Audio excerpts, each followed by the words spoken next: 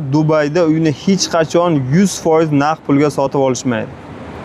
Yo'q, gap faqat pul yetishmasligida emas, gap richak effektida. Ya'ni buni sodda qilib tushuntiradigan bo'lsam, islomiy moliya asboblari yordamida biz o'z kapitalimizni bir necha barobar kattalashtiramiz. Ya'ni islomiy banklar orqali. Siz bitta obyektga pul tikayotganingizda aqlli investor o'sha kapital bilan butun bir portfel quradi. Ya'ni 4-5 ta uy sotib olishi mumkin. Ya'ni buni biz equity release va murabaha, ya'ni kombinatsiyalardan foydalangan holda amalga oshiramiz. Bu shunday tizimki, uyingizning qiymati oshishi bilan siz naqd pulni muzlatmasdan keyingi loyihalarga yo'naltiraverasiz.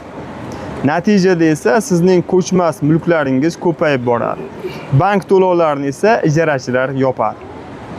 Bu tizimning matematik hisob-kitoblarini va qaysi lokatsiyalar hozir eng yuqori pul oqimini berishini hamma ham bilavermaydi.